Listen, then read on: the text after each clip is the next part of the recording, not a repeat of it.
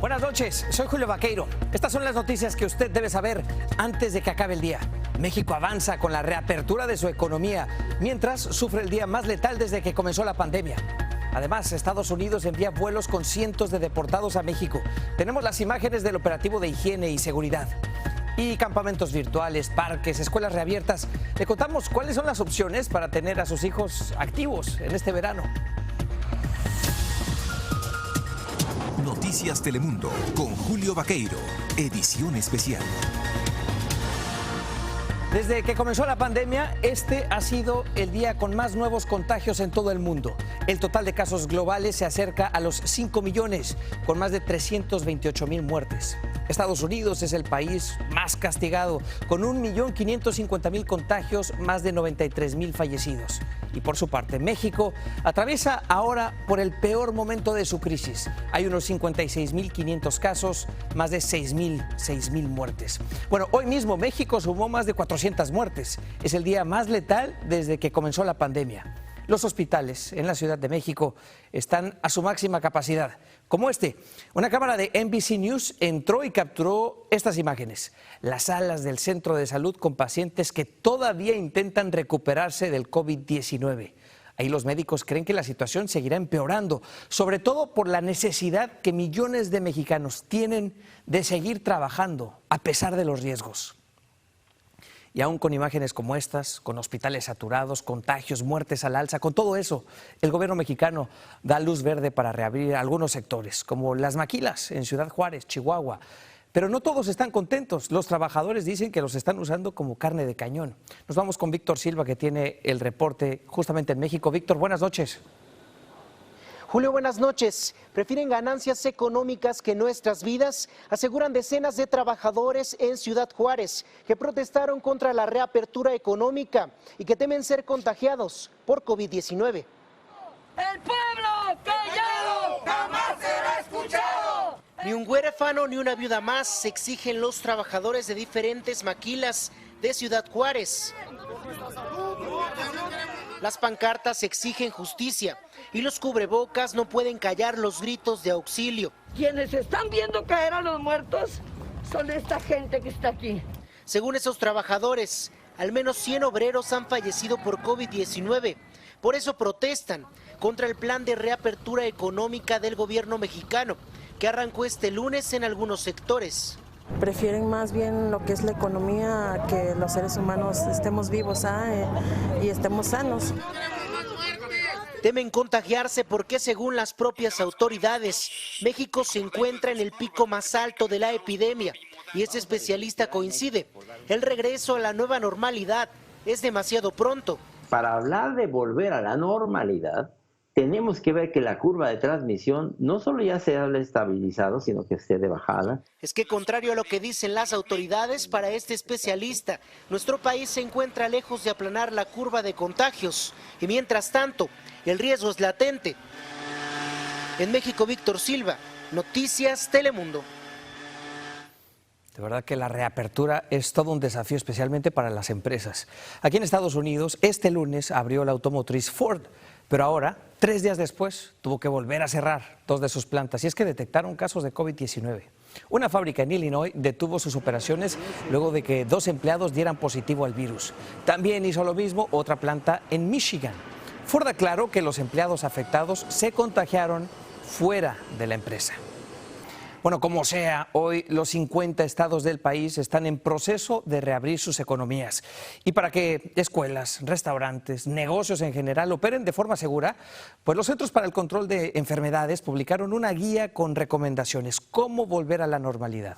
Javier Vega está en la ciudad de Washington con todos los detalles. Javier, buenas noches. ¿Qué tal, Julio? Millones de estadounidenses se preguntan cómo volver a la normalidad, pero cómo hacerlo de manera segura. Pues finalmente los Centros para el Control y la Prevención de Enfermedades difundieron su lista detallada de recomendaciones y de guías para volver, para el regreso a la normalidad. Pero lo hicieron subiéndolas a su sitio web de manera silenciosa, sin mayor campaña de difusión. Con la vuelta a la normalidad, el número de víctimas por coronavirus volvió a dispararse.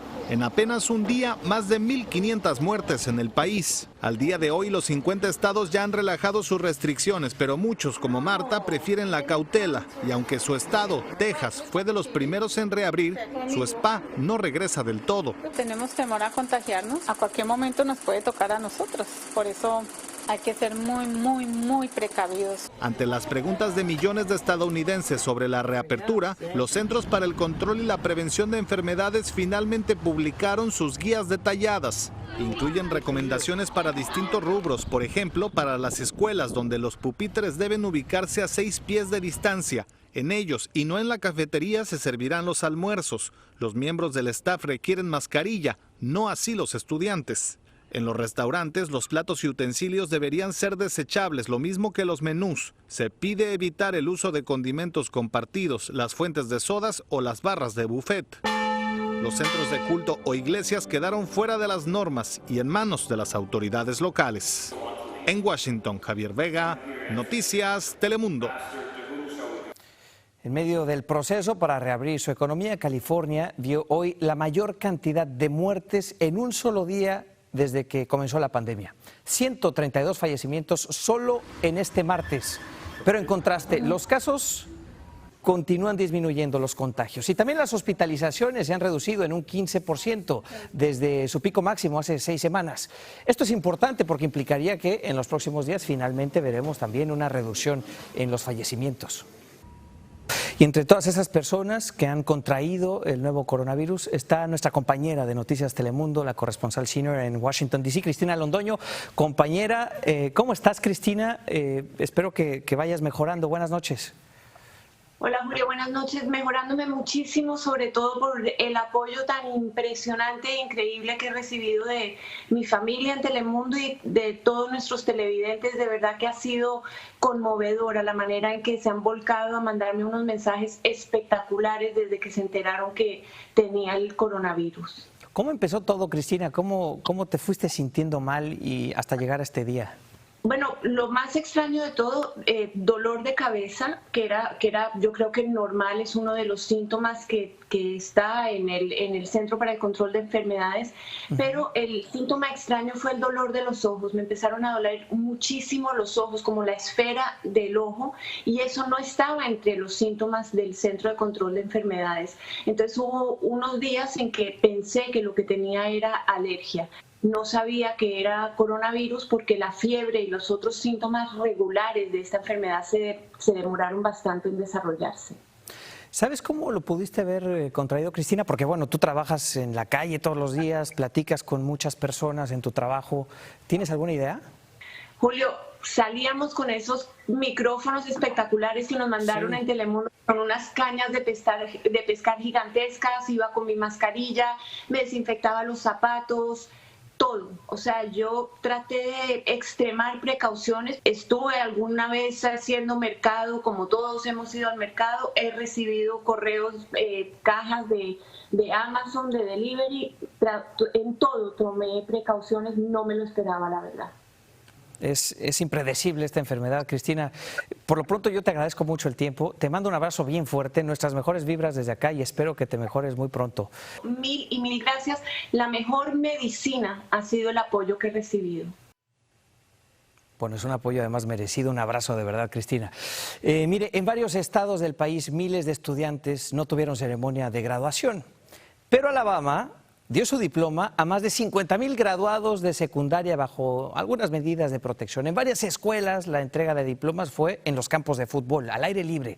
Los estudiantes pudieron llevar hasta un máximo de 6 invitados y todos usaron cubrebocas y mantuvieron la distancia. Bueno, ahí está, la excepción en estos tiempos de graduaciones.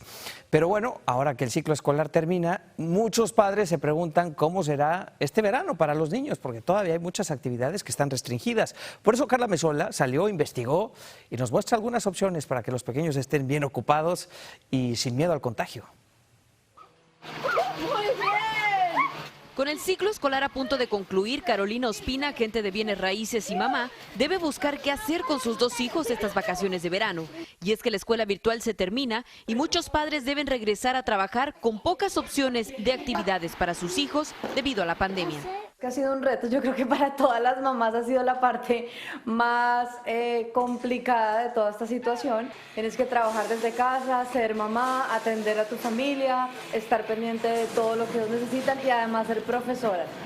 Ante esto, organizaciones tendrán campamentos de verano virtuales y otros como los de YMCA serán presenciales con nuevas medidas de seguridad y de higiene, con distanciamiento social y clases con no más de 10 niños. No pienso enviarlos a ningún summer camp ni a algún sitio en donde puedan estar expuestos todavía. Este es uno de los debates que la doctora Lina Costa está viendo con más frecuencia en los padres durante la cuarentena. ¿Cuándo salir? Si podemos ir al colegio, que es difícil para el padre de verdad hacer una decisión de mantener a su hijo seguro. A ir a pescar. Entre las opciones para los niños este verano tan distinto están los parques, playas o piscinas que han reabierto. Para que hagan deporte, monten bicicleta, puedan hacer sus actividades. Para los menores que han experimentado ansiedad y tristeza por no convivir con sus compañeritos de clase, las actividades físicas es lo que recomiendan los doctores estas vacaciones. Carla Amezola, Noticias Telemundo. Bueno, ayer le presentamos la historia de Rodrigo Valderrama y su primo que lo cuidó mientras luchaba contra el coronavirus. Es una historia de lealtad. Bueno, hoy Rodrigo salió del hospital.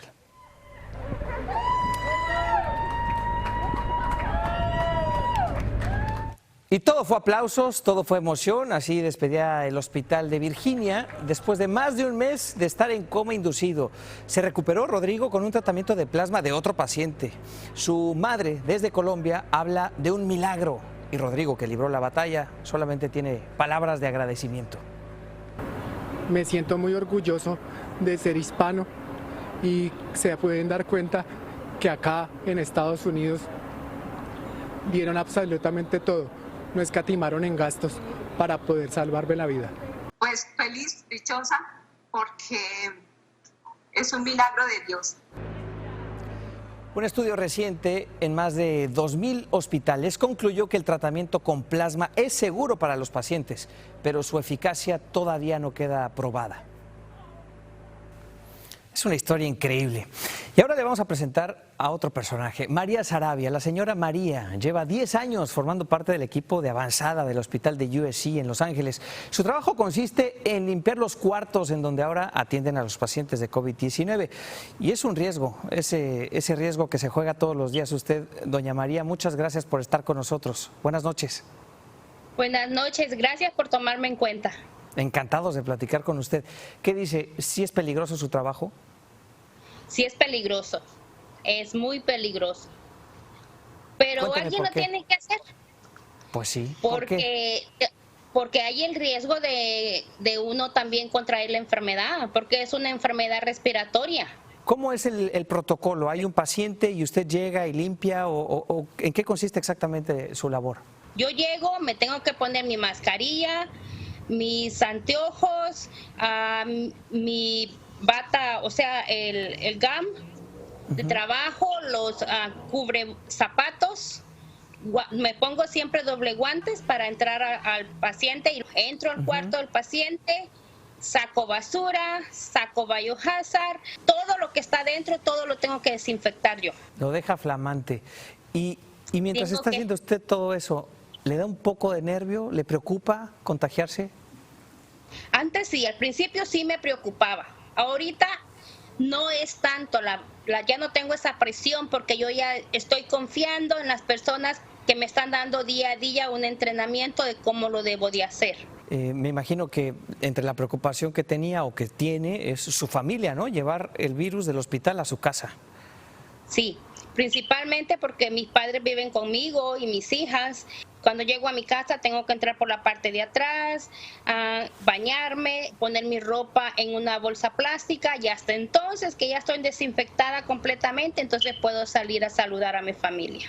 Le doy las gracias por el tiempo, por el trabajo que hace, que la verdad que hace la diferencia y es importantísimo en esto. Así que muchas gracias. Gracias a ustedes. Una heroína más, doña María.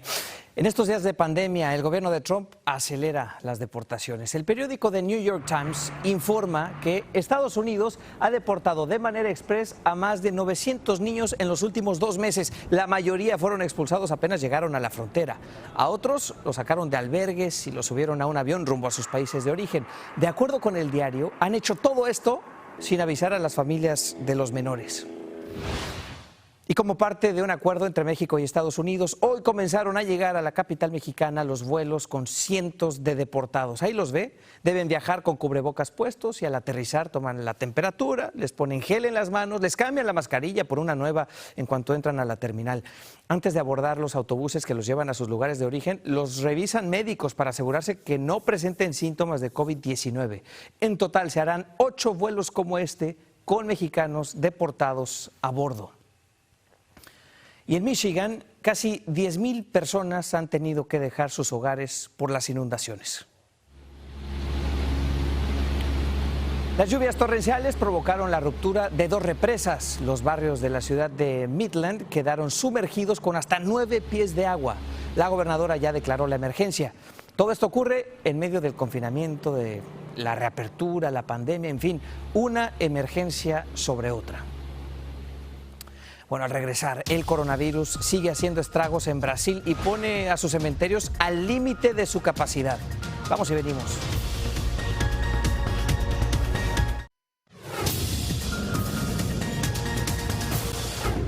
En Brasil, el cementerio más grande de América Latina trabaja a su máxima capacidad. Se le conoce como Vila Formosa, en el estado de Sao Paulo. Se estima que aquí reposan los restos de más de 1,5 millones de personas. Hoy los entierros suceden a un ritmo vertiginoso. Se superan los 60 cada día y más de la mitad de ellos por el coronavirus. Y bueno, esto que le vamos a contar es increíble, es en México, el crimen organizado en los tiempos del coronavirus. Elementos de la Guardia Nacional rescataron a 14 trabajadores de la salud que estaban secuestrados en 2 hoteles de la capital. Los criminales los mantuvieron bajo un secuestro virtual, exigían fuertes sumas de dinero para dejarlos en libertad y para no dañar a sus familias. Médicos, enfermeras, los héroes de esta historia, secuestrados en México. Al regresar, un sacerdote, también en México, recibe una llamada del Papa Francisco en plena misa. ¿Se imagina?